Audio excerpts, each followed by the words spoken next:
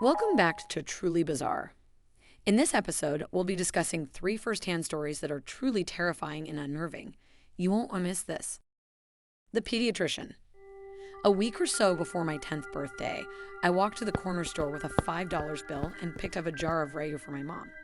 On my way home, a man I'd never seen before fell in step with me and began talking. "Hi," he said cheerfully. "My name is Dr. Ramsey. I'm a pediatrician." "Do you know what a pediatrician is?" I walked along silently, not replying, and fervently hoping he would take that as a sign he should leave me alone. Subtleties were not his strong suit, though, because he kept right on chattering. "Are your parents looking for a pediatrician for you?" "Of course, you're almost a big girl now. You'll be needing another kind of doctor soon, won't you?" "That's okay, though. They can still bring you to me until then." "What's your name? You have beautiful hair." "I was just on my way to get some suckers for the candy jar in my office." "Do you like suckers?" Thankfully, we were nearing my house, so I ran forward, up the back steps, and to the kitchen door. I didn't know it then, but that was the beginning of a very long, very scary ordeal. It didn't take long after that for Dr. Ramsey to begin showing up. At first, it seemed benign enough, at least to a kid. He would drive by nearly every day, smiling and waving. I told my mom, who said maybe it was on his way home from work. But then the phone calls began. My dad called me into the living room and sat me down. He asked about the day Dr. Ramsey followed me home and if I talked to him. He said I wasn't in trouble, but that I needed to tell him the truth. I told him no, and he asked if I was sure. Could I be forgetting something? I told him no again, and he frowned, then asked, "Then how does he know your name?" It turns out that was not all he knew. He knew my sister's name as well. Pretty soon, neither my sister nor I were allowed to answer the phone. He called several times a day. At first, neither of us knew what he was saying. Then, one night, one of my brothers told us that he was telling my parents that he was going to hurt me and later my sister. Things got complicated after that.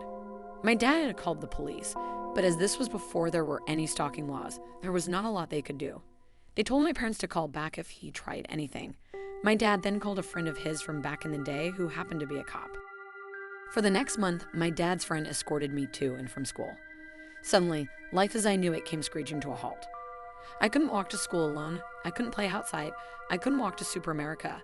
Sort of like a 7-Eleven for those who don't know. When access to me was completely denied, things escalated.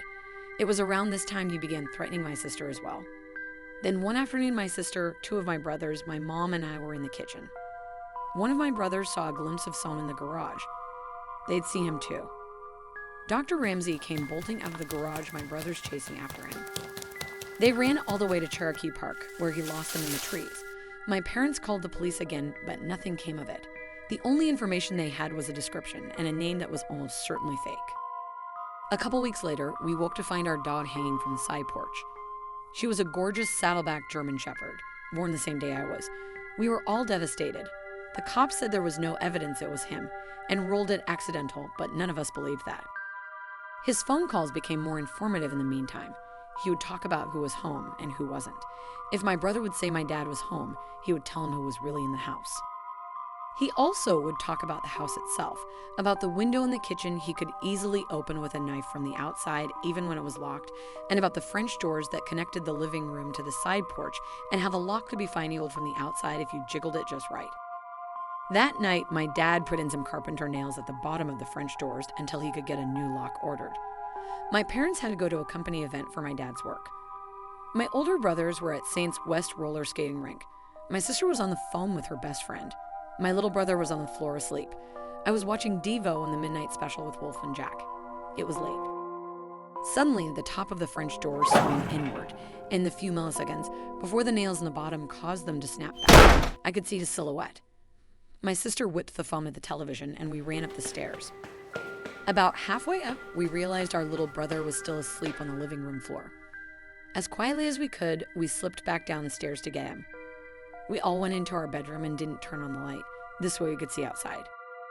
We watched out the window for a while, and when we didn't find him, we crept down the hall to our brother's room to look. We looked down and could see someone standing at the back door. He knocked loudly. "What do you want?" My sister asked out the window. He stepped back and said, "Is this the Mercy residence? I have a pizza for delivery. Can you come to the door?" She scoffed at him, declaring she was not stupid. She could see he didn't have a pizza, and she was calling the cops. He left. A short while later, my brothers returned home. We told him what happened, and they walked around the yard, watching for him.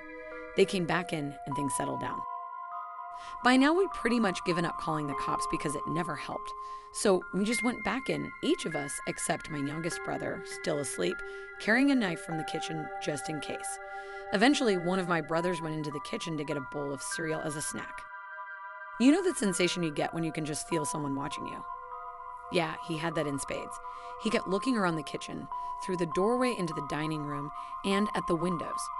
He didn't see anything, but he could still feel eyes on him, so he went closer to the door to try to see better. The kitchen lights were reflecting on the windows of the door. It had 3 rows of 3 windows, so he still couldn't see. He stepped closer, then closer again until he was right up to the door, then cupped his hands on either side of his head so he could see. There on the other side of the window pane was Dr. Ramsey smiling back at him. He turned to yell for my older brothers, and when he looked back again, he was gone.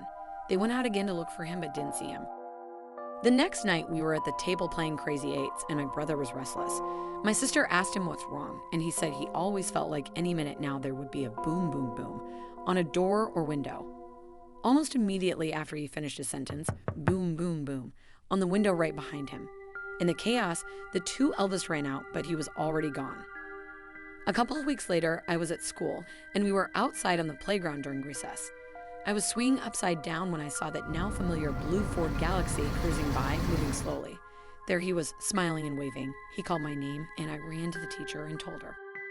The school had been told all about him, and she took me inside right away and called my mom. That same day, my mom had gotten a call from the school office asking her to verify that my dad was picking me up, as he called to say he was on his way. He wasn't. Not long after that, I woke up one night thirsty. I went down to the kitchen for a drink, and there, sitting alone in the dark, was my dad. On the table is a gun. He was tired of the police waiting until Dr. Ramsey tried something. He was tired of his children being terrorized, and he was tired of being afraid every time he left for work that something would happen to us while he was gone. I sat with him for a time, watching before he sent me back to bed. These events, and many more, took place over a period of around 18 months. Then, as suddenly as it began, it was over. He had vanished from our lives, the phone calls, the drive-by with the creepy waves, everything. For a long time, during and after the Dr. Ramsey days, I would have a recurring nightmare in which I would wake up to find him standing over me as I slept. It took a long time before I felt like a kid again. I found out years later that when he was calling, Dr. Ramsey would tell my parents that he was going to rape and kill me, and later my sister, and that there was nothing they could do about it. I don't know what happened to him when he disappeared. I don't know if he was in a car wreck, locked in prison, or in a coma. But sometimes I wonder if the wait ended for my dad when he was sitting in the darkened kitchen one night. I don't know, and I'm not sure I want to. What do you want? A description of the house will help you understand the story a little better. It's a 2-story, brick/stone house in city limits, but still surrounded by nothing but woods. You have to go through a garage that leads into the kitchen with the first bedroom to your left. Past the kitchen is the main living room, and to the right is a hall that is very open. In this area, you will find the main dining room and second living area, but if you continue straight, you will see the staircase to your left, and even further straight is my parents' bedroom and bathroom. Going up the stairs, you will come to the third living area with 2 sets of French doors side by side that lead to the outside balcony. Going straight, then a sharp left leads you to the other 3 bedrooms and 2 bathrooms. This is where the story takes place. Starting back 10 years ago, the first time I stepped foot into this house, I immediately felt off. Like something just wasn't right. I felt a presence, but I didn't know what or who it was. I brushed it off thinking I was just reading too much into it. I continued to feel this for the next couple of years, and because of this, I didn't much enjoy visiting them. My parents liked to gamble a lot back then, so they asked me to babysit my baby brother and sister one weekend. My boyfriend, now husband, loved them, so he would always babysit with me. The first few times I really didn't pay attention to the feeling I would get because we would be busy playing or eating with the kids.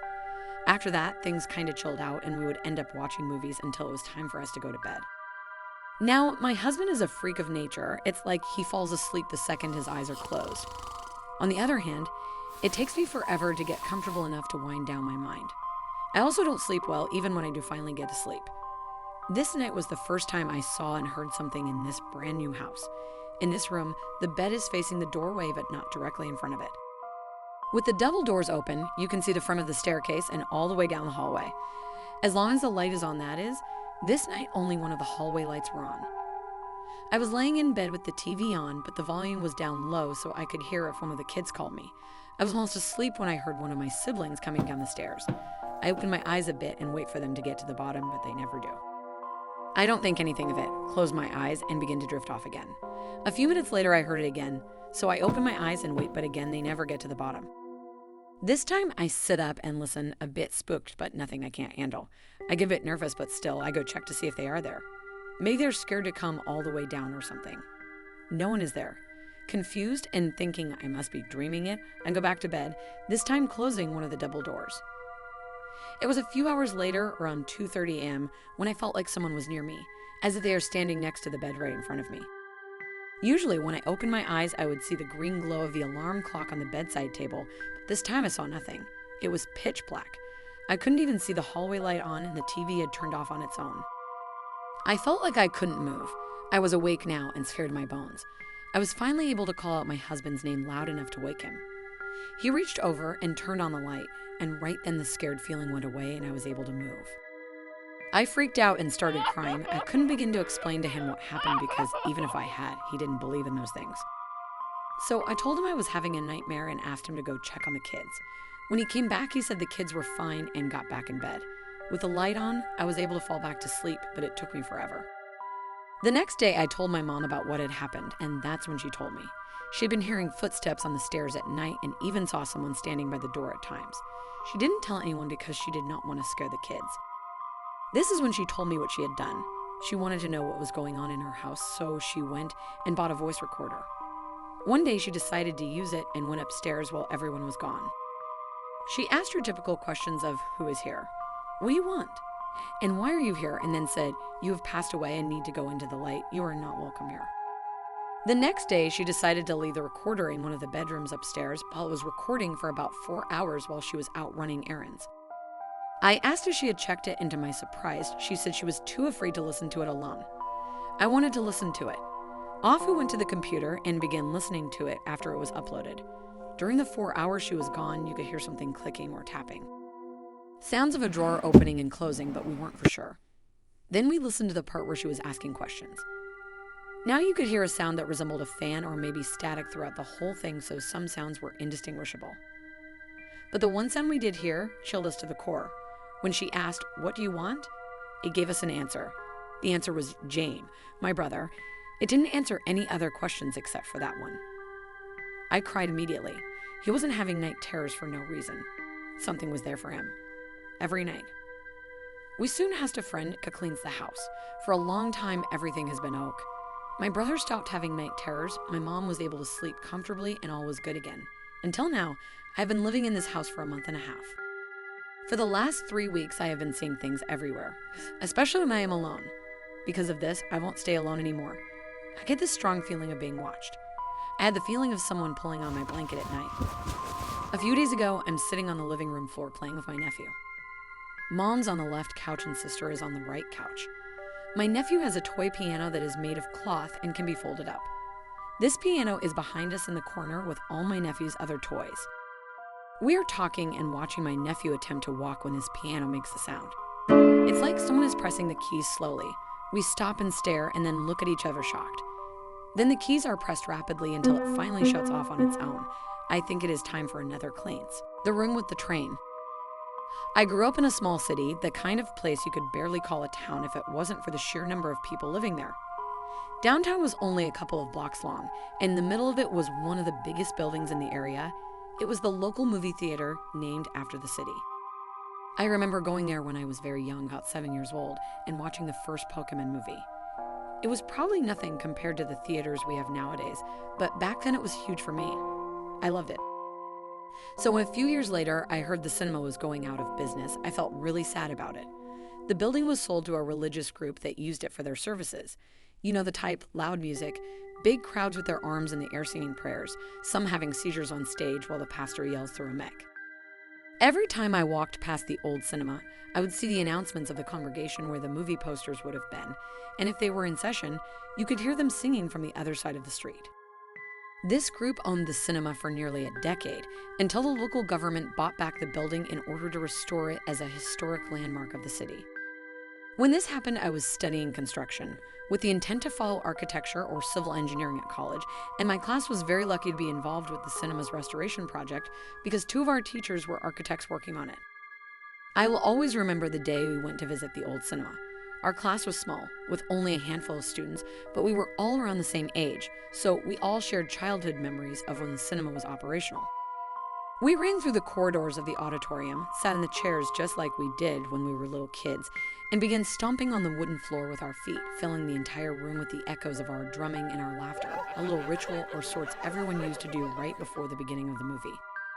Once nostalgia time was over, we went back to the purpose of the trip and began to survey the building. We were very excited because that was a unique opportunity to go into the places we would have never been allowed to otherwise, so we made sure to check every last corner, every single room, no matter how far, no matter how obscure. The first one we found was below the stage. On one of the corners, there was a little door, not very visible, probably because it was meant for maintenance staff only. Behind it, we found a long room filled with rusty boilers, part of the old heating system that was no longer in use. The place was a little creepy, with all of those old tanks and pipes crowding the narrow space, but what we found past them was what really started to freak us out. This room was small, very small. It was, after all, basically just leftover space behind the boilers. Yet it contrasted so much with the rest of the area around it, it may as well have been from a different place altogether. The walls were painted a light color, white I think, but I don't remember it very well because what really got my attention were the drawings in them. There were rainbows, a smiling sun, trees and flowers, and happy little people with smiles on their faces of dotted eyes. It was a daycare. The whole class and teacher gathered to see the discovery. We were all very confused about the strange placement of this room. Okay, we could understand the need for a place to keep the kids that were too little to be amongst the crowd during prayers, or maybe the ones of the people who worked there, but the placing was just odd. The stage was probably one of the loudest places in the auditorium during the services, and this was right below it, so there was no way it could be a quiet place for the children. We left the boiler room and continued our tour through the theater, a little puzzled about our finding, but not giving it too much thought. Outside of the auditorium, there were the bathrooms, both in terrible condition, the ticket sale booth, and a huge set of stairs that led to a mezzanine in the auditorium. Half of the seats there were totally ruined due to a water leak in the roof, and I cursed these people for not taking proper care of the building. With that part done, all that was left was the projection room on the 3rd floor. Behind the ticket booth, there was a door that led to a spiral stair. I don't remember how tall it actually was, but it must have been over 10 meters of metallic steps without a single resting spot. I wasn't exactly an athlete, but I could walk several kilometers with no problem, and rode on a bike to and from school every single day.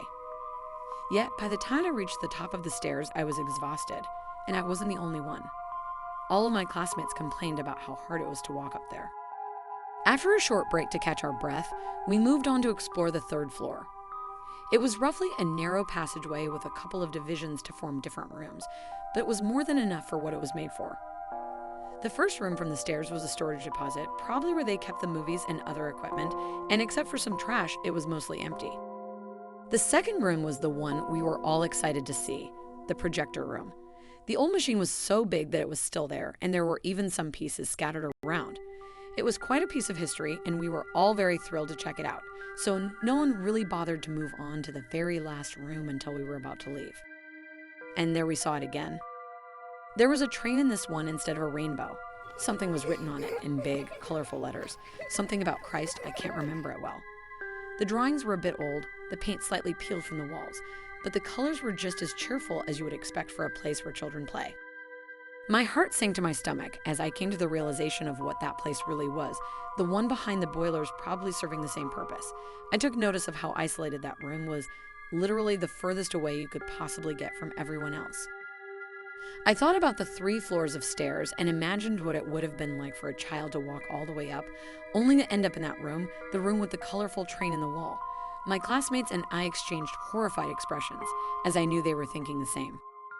We never visited the theater again, even though we continued with the restoration project for several months, and we never talked about those 2 rooms.